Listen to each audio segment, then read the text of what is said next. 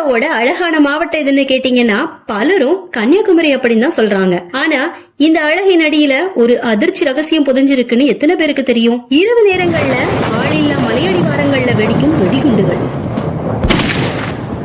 மெதுவாக சிதறும் வீடுகள், நீரில்லாமல் வற்றும் கிணறுகள், அனுமதி இல்லாமல் தொடரும் கல்லறை போல ஆபத்தான குவாரிகள். ஆமாங்க, இது கற்பனை கிடையாது. கன்னியாகுமரியில நடந்து வரும் உண்மையான கல்குவாரியின் விதிமீறல்களின் கதை.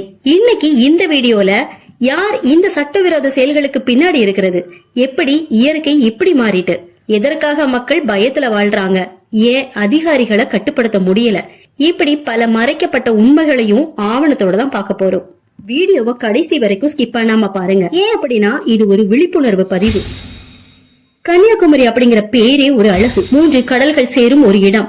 மலை, காடு, நீர், பாறைகள்னு இயற்கையோட சொர்க்கத்தின் அடியில ஒரு அதிர்ச்சி உண்மை. அதாவது நள்ளிரவில் நடக்கும் வெடிகுண்டு வெடிப்புகள்ல இருந்து 1000 டன் கற்களை எடுத்து செல்லும் ரோடுகளில் தள்ளாடும் லாரிகள் வரைக்கும், மெல்ல மெல்ல சிதைந்து வரும் கிராம வீடுகள்ல இருந்து அனுமதி இல்லாமல் எல்லை மீறி தோண்டப்படும் ஆழ்குழிகள் வரைக்கும், எல்லாமே யாருக்காக, யாருடைய வருமானத்துக்காக? மக்களோட உயிரும் இயற்கையும் ஆபத்துல போற அளவுக்கு இந்த குவாரிகள் இன்னமும் ஏன் ஓட்டப்படுது? இவ்வளவு பயத்துல ஏன் மக்கள் அங்க வாழ்றாங்க? எதனால அதிகாரிகளை இன்னமும் கட்டுப்படுத்த முடியல? இப்படி மறைக்கப்பட்ட உண்மைகளையும் ஆவணத்தோட தான் பார்க்க போறோம். இது ஒரு விழிப்புணர்வு பதிவு அப்படிங்கறதுனால வீடியோவை ஸ்கிப் பண்ணாம கடைசி வரைக்கும் பாருங்க. கன்னியாகுமரியின் கல்லோட மதிப்பு என்னன்னு பாத்தீங்கன்னா, இது ஒரு கருங்கல், பிளாக் கிரானைட்னு சொல்லப்படுற இந்த கல் இந்தியாவிலேயே மிக உயர்ந்த தரம் அப்படின்னு சொல்லப்படுது. இதுல செய்யப்படுற நிறைய வடிவங்கள், சின்னங்கள் உலக நாட்டுக்கு கூட ஏற்றுமதி இன்னமும் செய்யப்படுது.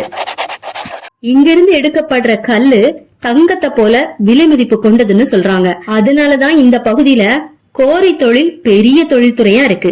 ஆனா சமாச்சாரம் என்னன்னு பாத்தீங்கன்னா, பெரிய தொழில் இருக்கும் இடத்துல பெரிய விதிமீறல்களும் இப்ப நடத்தப்படுது. எப்படி விதிமீறல்கள் ஆரம்பிச்சதுன்னு பாத்தீங்கன்னா, முதல்ல எல்லாமே சட்டப்படிதான் ஆரம்பமாச்சுது.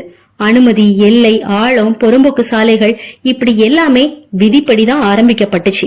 கால அனுமதி மூலம் வேலைகள் தொடர்ந்துச்சு. அதிக லாபத்துக்காக வரம்பை மீறி தோண்டப்பட்டுச்சு. சேப்டி சோனையும் மீறி மக்கள் குடியிருப்புக்கு அடியில கோரி தோண்டப்பட்டுச்சு. வெடிகுண்டுகளை பயன்படுத்தும் விதிகளை மீற ஆரம்பிச்சா. கார், லாரிகள்ல ஓவர்லோடுன்னு இரவு நேரங்கள்ல மறைமுகமா கற்கள் தோண்டப்பட்டு கடத்தப்பட்டது. இது எல்லாமே ஒரே ராத்திரியில நடந்ததான்னு கேட்டா இல்ல, பல ஆண்டுகளா மெல்ல மெல்ல நடந்ததால் தான் இப்போ இது ஒரு மிகப்பெரிய பிரச்சனையா மாறி இருக்கு. இந்த இரவு நேர வெடிப்புகள் மக்களுக்கு நரக அனுபவம்னு சொல்றாங்க. ஏன் அப்படின்னு பாத்தீங்கன்னா, கன்னியாகுமரியில சில கிராமங்கள்ல இரவு 1 மணி, 2 மணி, 3 மணி வரைக்கும் வெடிக்குது. ஏன் இரவு நேரங்கள்ல அப்படின்னு பாத்தீங்கன்னா, அரசாங்க கண்காணிப்பு இந்த நேரத்துலதான் ரொம்பவே குறைவா இருக்கும். மக்கள் புகார் அளிக்க பயப்படுவாங்க. வேலைய சீக்கிரமா செஞ்சு முடிக்க முடியும் இந்த டைம்ல தான். சின்ன சின்ன வீடுகள்ல தூங்கிட்டு இருக்கிற குழந்தைகள் பயந்து அழுறாங்க. தினமும் சுவர்கள் மெதுவா முறிஞ்சு விழுது, கண்ணாடி உடைஞ்சு போகுது. மக்கள் சொல்றாங்க, தினம் தினம் எங்களுக்கு நிலநடுக்கம் வர்றது போலதான் இருக்குன்னு. இதுல கண்ணுக்கு தெரியாத பெரிய ஆபத்துன்னு பாத்தீங்கன்னா நிலத்தடி நீர் இழப்பு. அதாவது நிலத்தடி நீரை தாங்கி நிற்கும் பாறைகளே இந்த குவாரிகளால வெட்டப்படுது. பாறைகள் உடைஞ்சு போச்சுது அப்படின்னா நீர் தாங்கும் மரபு முற்றிலுமா மாறிடுது. இதனால தண்ணீர் கிணறுகள் வற்றி போகுது, விவசாய நிலங்கள் உலர்ந்து போகுது, எளிதில கிடைக்கும் குடிநீர் தூரத்திலிருந்து வாங்க வேண்டிய நிலையும் ஏற்படுது. இது சாதாரண பிரச்சனை கிடையாது. இது எதிர்கால தலைமுறைக்கு தண்ணீர் கிடைக்காத நிலையை உருவாக்கக்கூடிய ஒரு மிகப்பெரிய ஆபத்து. அதிக லாபத்துக்காக ரகசிய நடைமுறைகள் நடக்குது. அதாவது கோரிகள் எங்கேயுமே லாபத்துல அதிகம்தான். ஆனா கன்னியாகுமரியில லாபம் ரொம்பவே அதிகம். அதனாலதான் இந்த ரகசிய முறைகள் இன்னமும் நடந்து வருது. என்னன்னு பாத்தீங்கன்னா, கணக்குல 50 டன் தான். ஆனா லாரியில 70 to 80 டன் வரைக்கும் ஏற்றப்படுது. ஆழம் 30 மீட்டர் தான் அனுமதி.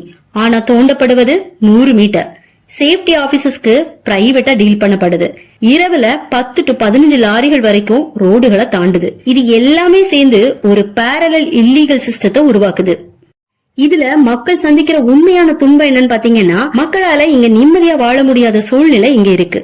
சுவர்களோட முறிவு, விலங்குகள் பயந்து ஓடுது, தூசி மாசுபாடு ஏற்படுது, சாலை விபத்துகள் அதிகமாகுது, தண்ணீர் பற்றாக்குறை அதிகமாகுது, பெய்யற மழை கூட இங்க காலநிலையில மாறிவிட்டது. சில கிராமங்கள்ல எந்த நேரத்திலயுமே இந்த மலை நம்ம வீடுகள் மேல சரிஞ்சு விழும் அப்படிங்கிற பயத்துலதான் மக்கள் இன்னமும் வாழ்ந்துட்டு இருக்காங்க. இதுல அரசு நடவடிக்கை போதுமான்னு கேட்டா அரசாங்கம் பல தடவை முயற்சி செஞ்சாச்சு. அதாவது கோரிக்கு சீல் வச்சாங்க, அபராதம் விதிச்சாங்க, லைசன்ஸ ரத்து செஞ்சாங்க, சோதனை செஞ்சாங்க. இருந்தாலும் மீண்டும் அதே இடத்துல பெயர் மட்டும் மாறி வேலை ஆரம்பிக்கப்படுது. சில நேரம் புகார் அளிக்கும் மக்கள் கூட பயந்து போறாங்க, இதுக்கு பின்னாடி யார் இருக்காங்க அப்படின்னு. இதுக்கு உண்மையான தீர்வு என்னன்னு பாத்தீங்கன்னா, மக்கள் எந்த சூழ்நிலையிலயும் கோரி நடத்தாதீங்கன்னு சொல்ல முடியாது. ஆனா அவங்க கேக்குறது ஒரே ஒரு விஷயம்தான், சட்டப்படி நடத்துங்க, சுற்றுச்சூழலுக்கு சேதம் இல்லாம நடத்துங்க, மக்கள் குடியிருப்புக்கு அருகே இல்லாம நடத்துங்க. அப்பதான் இயற்கையும் மனிதனும் பாதுகாப்பா இருக்க முடியும்னு சொல்றாங்க. இந்த வீடியோ பத்தின உண்மையான விழிப்புணர்வு என்னன்னு பாத்தீங்கன்னா, கன்னியாகுமரி அப்படிங்கிறது இயற்கையோட வரப்பிரசாதம். அதை பாதுகாக்கிறது நம்முடைய பொறுப்பு. கோடிக்கணக்கான ஆண்டுகள் புவியின் இதயத்தில் பிறந்த கற்கள் இன்னைக்கு மனிதனோட கைகள்ல புதிய வடிவம் எடுக்கும் ஒரு அதிசயமா மாறி இருக்கு. கன்னியாகுமரி கல்குவாரி இது ஒரு தொழில் மட்டும் கிடையாது, காலத்தின் கதை, நிலத்தின் நம்பிக்கை, மனித உழைப்பின் சக்தி. இந்த இயற்கையோட வரப்பிரசாதத்தை பாதுகாக்கிறது நம்மளுடைய பொறுப்பு. இந்த வீடியோ உங்களுக்கு விழிப்புணர்வு தந்துச்சு அப்படின்னா ஒண்ணு மட்டும் பண்ணுங்க, இயற்கையையும் நம்முடைய மண்ணையும் காக்க நம்மளாலதான் முடியும்னு நினைச்சு ஒரு லைக் பண்ணிட்டு உங்களோட கருத்துக்களை பதிவு செய்யுங்க. இந்த கோரி பத்தின அபாயத்தை நீங்க மட்டும் தெரிஞ்சுக்கிட்டா போதாது, உங்களுடைய ஃப்ரெண்ட்ஸ்க்கும் ஷேர் பண்ணுங்க. இந்த மாதிரியான பல நல்ல தகவல்களுக்கு சேனலை சப்ஸ்கிரைப் பண்ண மறக்காதீங்க. தேங்க்ஸ் ஃபார் வாட்சிங்.